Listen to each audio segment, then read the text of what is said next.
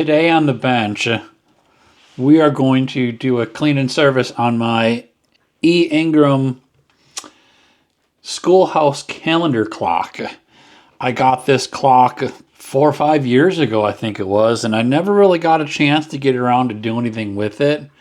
I love this clock. This is one of them that is in my collection. It's going to stay in my collection. It's going to always be in my collection. It's never going to go away from my collection. I'm going to keep it forever. The reason being is the markings that are on it. This one was most likely a pharmaceutical clock, one that was hung up in a pharmacy or something of the such, and it has an X-Lax advertising on it. Used for the young and the old. I absolutely love it. You're probably not going to find another one like it, and therefore I'm keeping it. I love it. It's a super, super cool clock, but it never ran properly. It did not come with a pendulum leader on it. At least the one that it came with was not long enough for it, and it didn't have a pendulum either, so I did buy an aftermarket pendulum for it. I do have that pendulum, and I never really got it running properly as far as it didn't want to run on its own to maintain time, and when it did run, it was running super, super fast. Today we're going to remedy that. We're going to finally take care of that and get this one running and get it up on my wall, and it's going to be running happy and fun. So nothing to do but to get to it and do it. So what we're going to do first is I'm going to go ahead and just get rid of this calendar works motion on it that's on it right now, and it's going to be as simple as getting this gear out of the way. That's going to be to count the calendar. I am also going to take off this screw right here that holds the count. Get that out of the way. That just is what allows it to click and move time and keep the calendar moving on there. We'll put that aside later to throw into the ultrasonic cleaner. With that said, we should be able to get the rest of the stuff off here. Now, somebody went through originally on this one, and this is probably a little bit of an overkill cutters on it, but I'm going to go ahead and just cut that so I can pull that out. I'm going to replace them with, I got some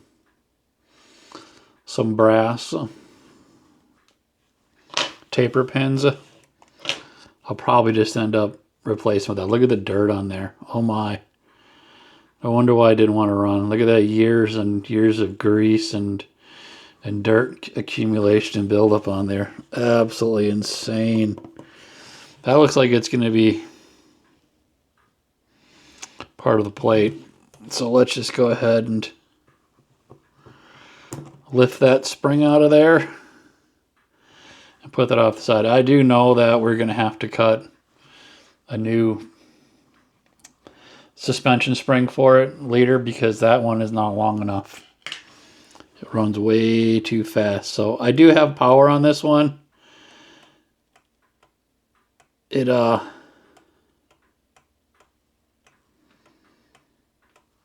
seems to be working, but like I said, this does not want to stay running. So we're going to go ahead and let the power down off of that spring. What I have here is a spring holder retainer and a spring winder, a letdown tool. So what I've done here is I've got the spring kind of centered on that. So I'm going to let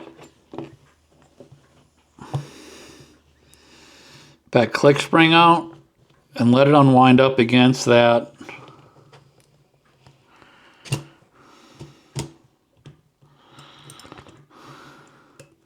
go ahead and let the click spring. So the click spring is completely off and it's now being held by that clamp. And there's some pretty nasty grease. Tension is off on it. This is the best time now to evaluate all of the gear trains, the train of gears. And I can already see on this one right here, look at the dirt that's coming off of that. That one's going to need a bushing for sure. We can go over that in this video too. Let's get that dirt, grease out of there, but keep an eye on that one. Look at that one move. Right there. That upwards and down movement, right? Do you see right there? That is not good in a movement. So this one is definitely going to get a bushing. The escapement looks fine. I'm not very thrilled with that one, but let that one go. So far looking at them, this is the only one I think we're going to end up bushing is right here. Put a bushing in that one. So we'll go through and do that. Before that, I'm going to go ahead and cut all these other springs off, all these other clamps off, and get them off of this movement here. I just cut them because I am not going to put these back on. Whew, starting to take it apart already. All right, let's just get to it. So now you should be able to just lift this off.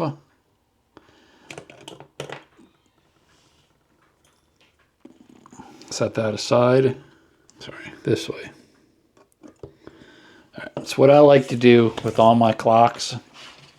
This is very important. I have the video, but just in case you forget, take a picture. Now I know exactly what that movement looked like when I go to put it back together. So with that said, I can take the train of gears out. I just pull them out randomly, and look at how dirty they are.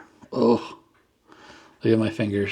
They're just dirt and grease and grime all over it.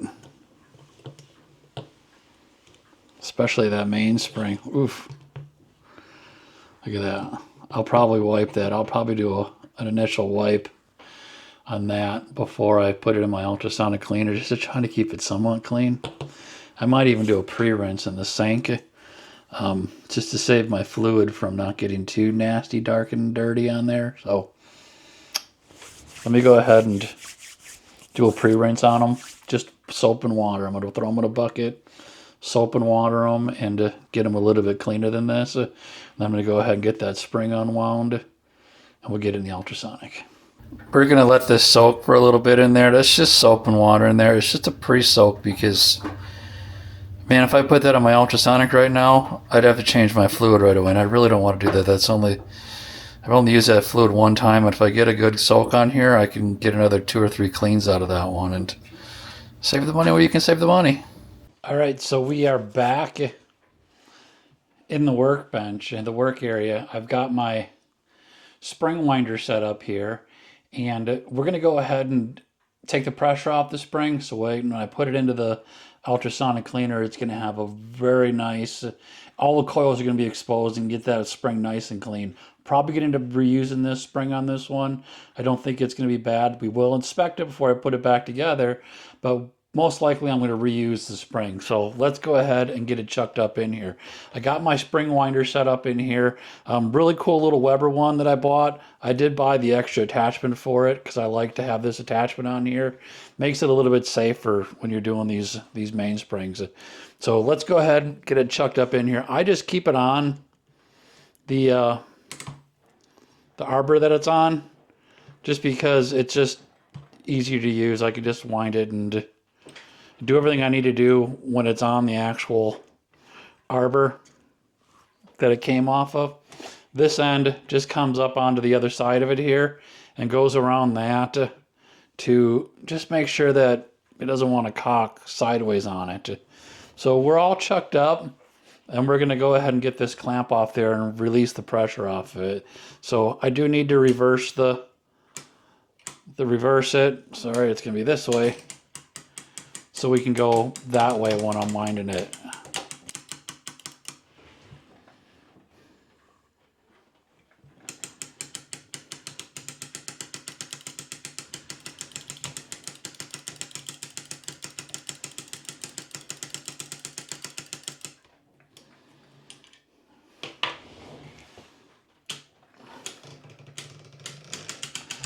It's off.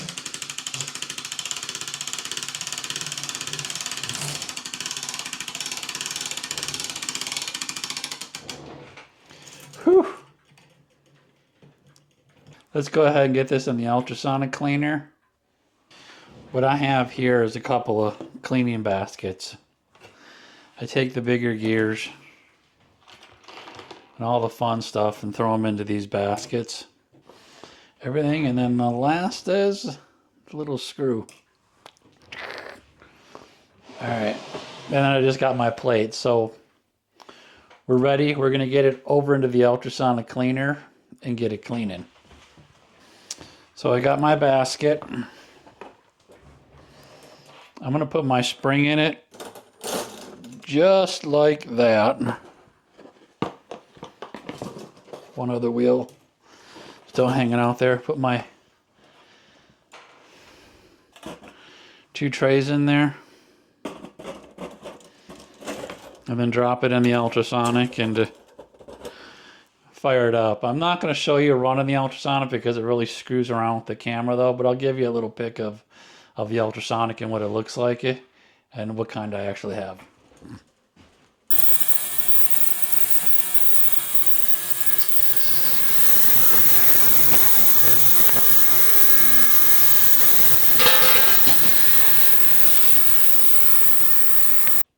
Out of the ultrasonic cleaner.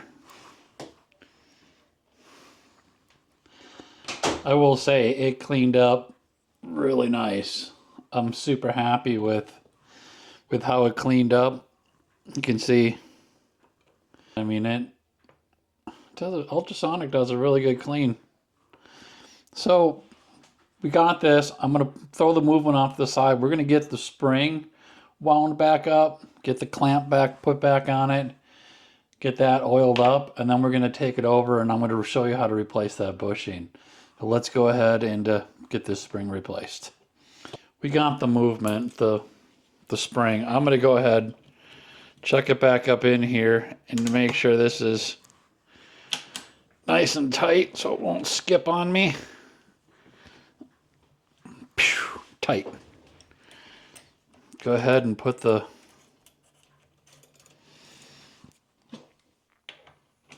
again for safety. Just make sure that it stays intact. What I use on my mainsprings,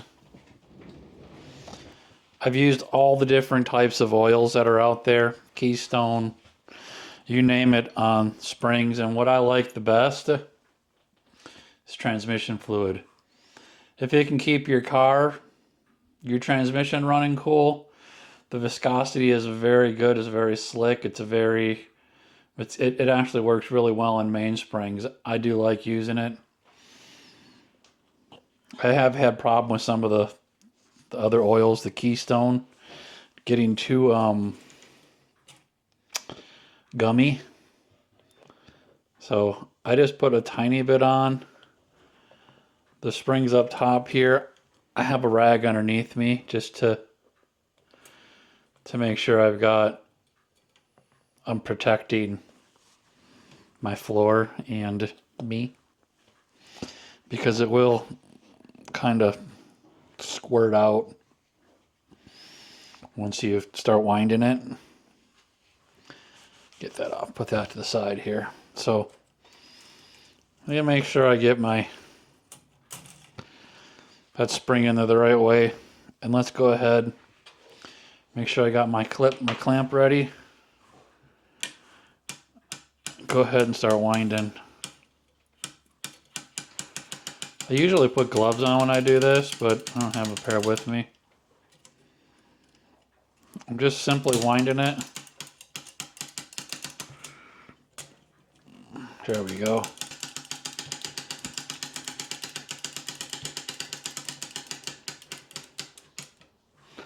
Alright, that should be enough. Get my clamp back on. A little bit more. There we go.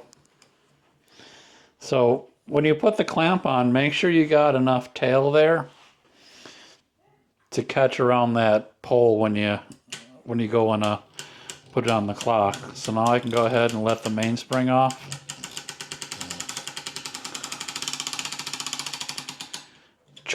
There we go. Ooh, looks like I popped off. All right. We are done. I got oil on me, but that mainspring is ready to go back on the clock. So let's get our plate back over here. This is the bushing we want to replace. Right here. A little bit of dirt stuff in there, we'll get in there. But that was the one that was really wore. And you can see it's got a little bit of an egg shape to it. Yeah, and you can see this one right here. This one right here is pretty egged out too. So we're going to do one on the top plate, and we're going to do this one down here. So we're dealing with this one, and we're dealing with this one. Let's go ahead and get my bushings, and we'll pick a bushing out for it. So what I have here is my bushing set. Got this from, I believe it was from Esslinger's. I'm not even sure, or Time Savers, one of the two. So I'm going to go ahead and select one of the bushings out of here. I always make sure to read the note. I do have another one that I did not read the note on. I got my bushings out. So which ones I want to do is this top one here. So what I'm going to do is get my tweezers, and we'll select the proper size bushing from this set. Check the fit on that one. Kind of like that one, but I'm going to go one more smaller. I'm kind of doing it as a go, no go. That one still goes, so I'm kind of thinking this one's going to be a winner for it. Winner, winner, chicken dinner. Let's go ahead one more down.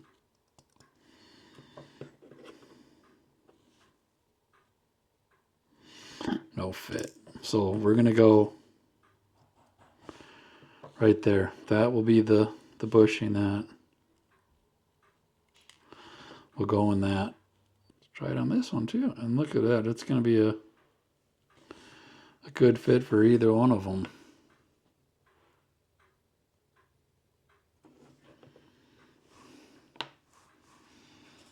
Oh, sorry. Here's the other one. This is the other bushing.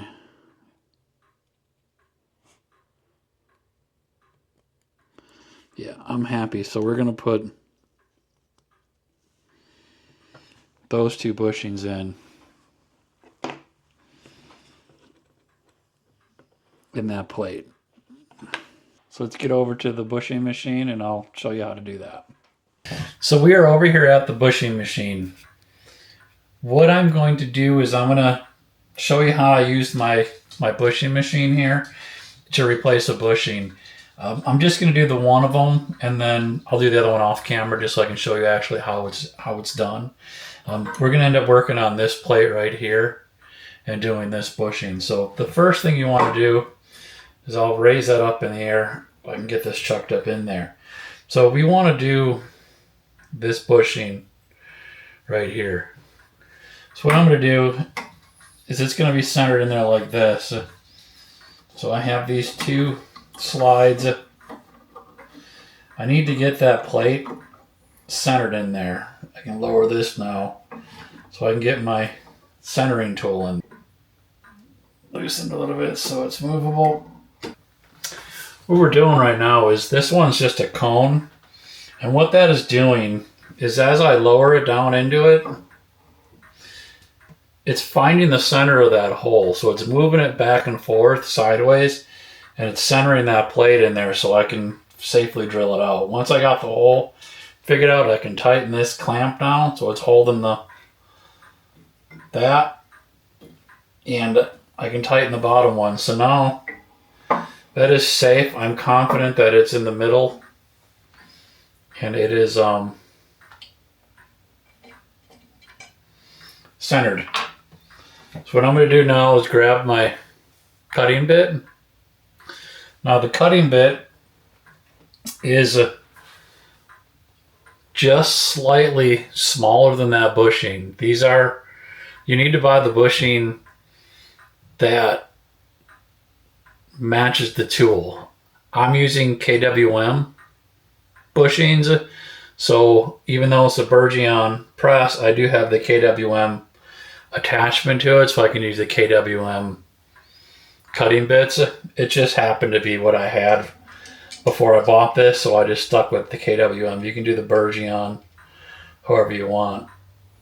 So I put that in there, and what you do is you just lower it down into the plate and push down and just gently start cutting that out. What that's doing is that's reaming a hole for that new bushing to go into. Because I lined that plate up to start with, it is centered in that hole. There we go. Now we pop through all the way. So because I used that tool to originally start it off, I made sure that the tool came down and it drilled that hole out completely into the center of it. So now with that in there, we can go ahead and press the new bushing into that hole. Now when you're looking at these bushings, I won't be able to show it to you here. It's because I don't know if it'll show up too well. One side of it is chamfered. That's the oil sink.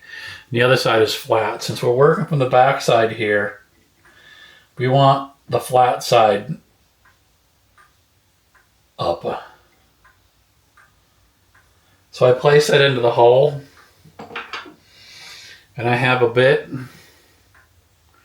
right here that can go into my tool, and this will essentially press that bushing into place.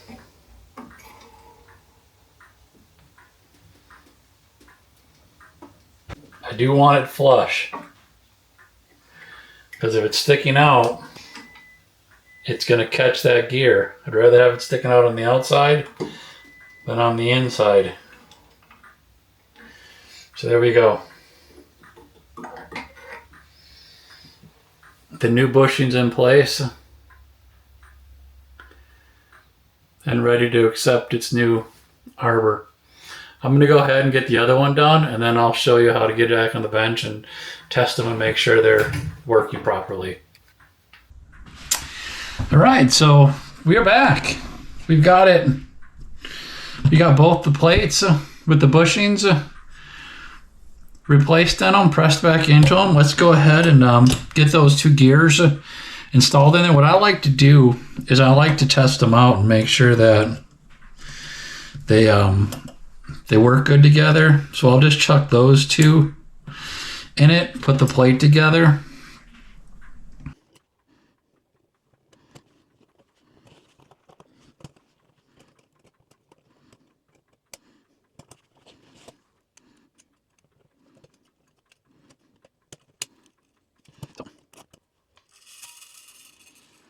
There we go. Let's get that one out of the way.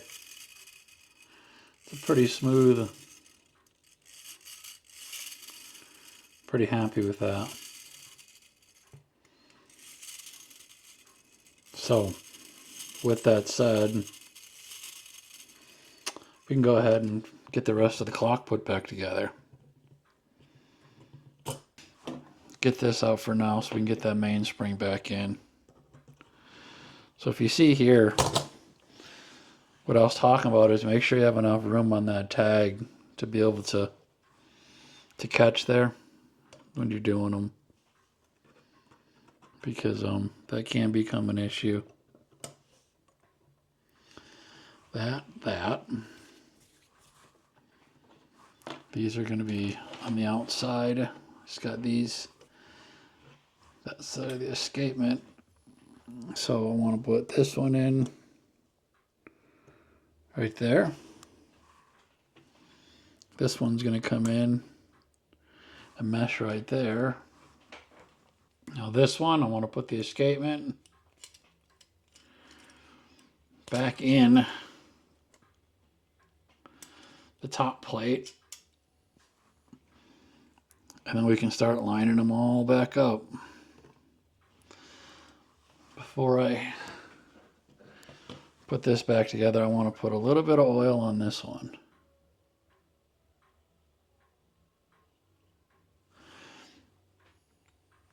That tube. Now let's get it back together. That's going to go down into there. All right. Before we do that, I'm going to raise my desk up. Make it a little bit easier to work. This is super cool. The desk, if you get one of these auto raising ones, puts you right at the height where you're going to need to work in order to see what you're doing. So as you can see, now I can pretty much see what I'm doing here. Get a bird's eye view of everything you need to do to line it up. And it's just a matter of finding which one is holding it up at that particular time. And there's going to be a lot of stuff.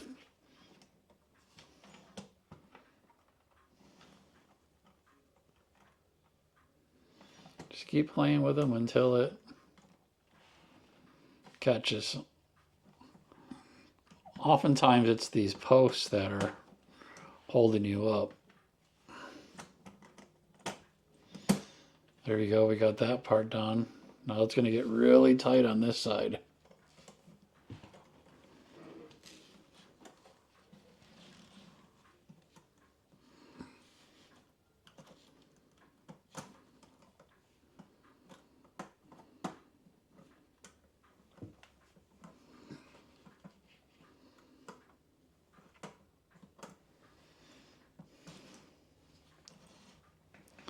See, the outside is good. Yeah, there we go. Okay, so I got all those. It's this one right here that's fighting me. That's in. That's in. One more.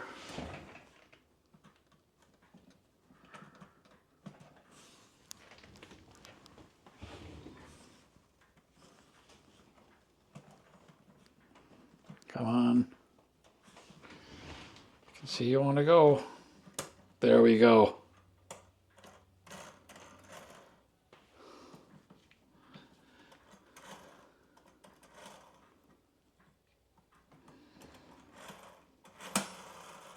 There it is.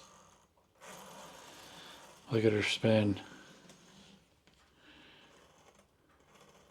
Let me get some. Put the desk back down. I'm going to go get some pins and pin that movement so it doesn't go anywhere.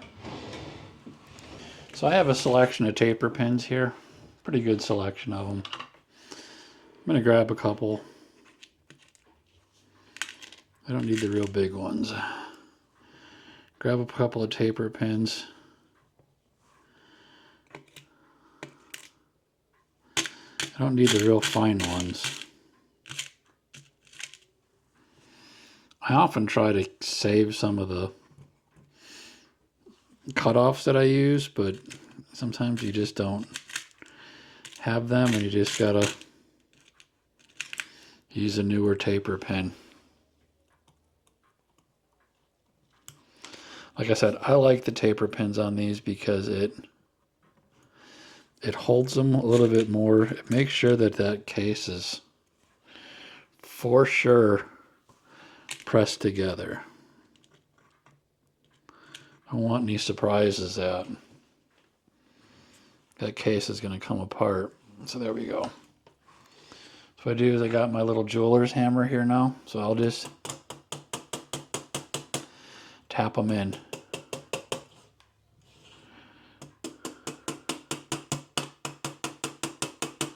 I don't do anything else. This one I'm going to cut a little bit shorter because we don't need it that long. I'm not going to ever use that piece. And this one I'm also going to cut a little bit shorter. Because honestly, we'll never use more than that length. With everything back together now, that rolls pretty good. Let's go ahead and we can oil up those bearings. I just do the tiniest drop. Get a drop on there. You just wetting its whistle with a drop of oil. You don't need a lot.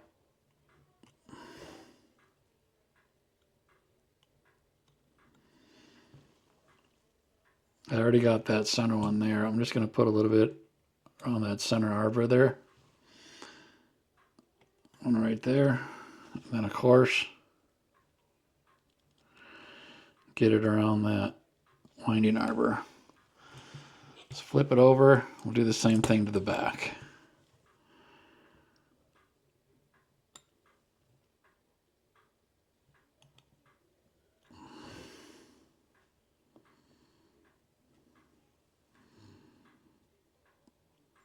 That'll suck it in.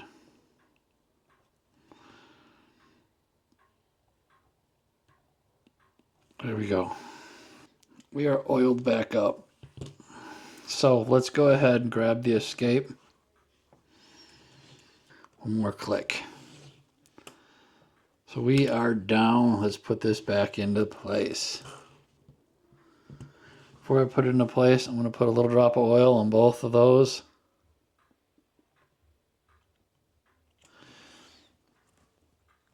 And then we'll put that back over the top so that won't come loose. Alright, we got the key. Let's go ahead and give her a wind so we can get that spring out. There we go. There we go.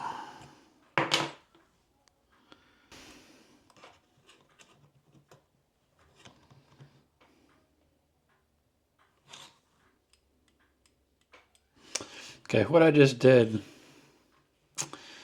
is this pivot for the escapement actually moves a little bit. So when we were taking the escapement on and off, it was got moved a little bit. So we should be back into place. Let me get my stand and put this onto the stand and see if we can get it to run. We'll go ahead and put the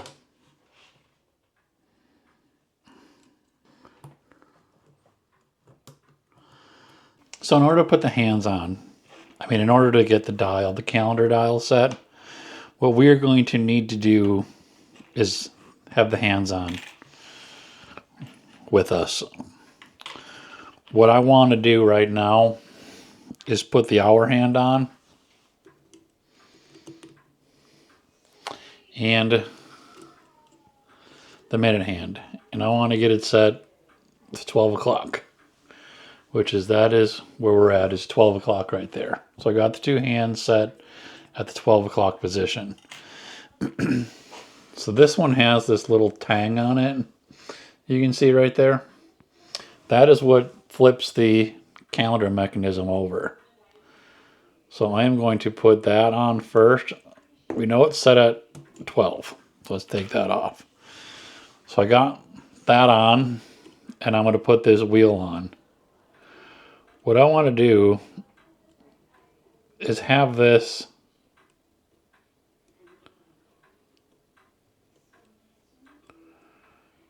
I'm going to set that 1 tooth behind. So pretty much what happens when it hits 12, it should have already snapped to the next one and ready to make its way around again. You can see I'm set right there. I know my hands are set at 12 o'clock because I'm going straight up in the air like that, so that's 12 o'clock. It's just a time only, so it doesn't really matter. As long as that's straight up in the air and I put that hand like that at 12 o'clock, it's at 12 o'clock. So that would have been right where it clicked this hand over to take it up to the next dial. Go ahead, we can put this back on, because remember, this is what is holding calendar mechanism in place. Let's go ahead and get that on there. We may have to trim that one pin down. Oh, no, it fit under there. There we go. Put a little bit of tension on it so it actually has some spring action to it. There we go. So now it supposedly had just clicked over.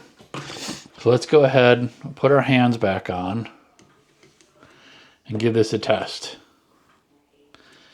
We're going to want it to go around 2 revolutions. I'll speed this up a little bit for you so it's...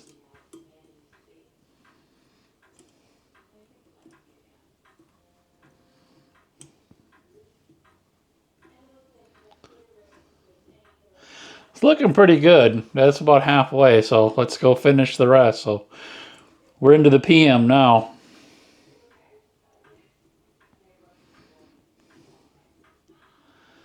So here we come. It's starting to flip.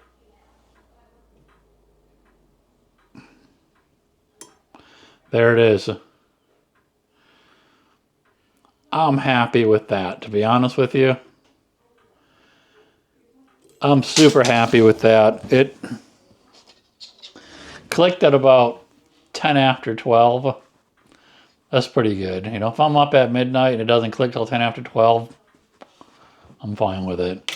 So we're going to go ahead and leave that there and call it good. I'm going to get this mounted back in the clock, and then I'll show you the end results when it's in the clock and it's running. So there is the finished product. I love it. Absolutely love that clock. So yeah, I put a new spring pin in it. I'll probably shave that down a little bit. Just wanted to get it in to get it run and finish the video up. But you can hear it's running really well. Here's my little X-Lax for the young and old. Definitely have used that. But there we go. That's a healthy little tick it's got going on there. You can probably hear it right now. Another one in the books. This is going to be a wrap for this video. I had a blast doing it. I love working on these old clocks. They're fun. Like I said, that clock is one that's going to stay in my collection. It's got a personal attachment. I have a personal attachment to it. I absolutely just love the clock. It's happy. It's running right now, and I'm super excited for it. If you like the content, please go ahead, hit that like button, hit that subscribe button below. It helps support the channel. Stay tuned for some more fun videos. I'm going to start getting into some pocket watches, some wrist watches, do a couple more openings. There's going to be a lot of stuff actually coming up. Until then, happy hunting.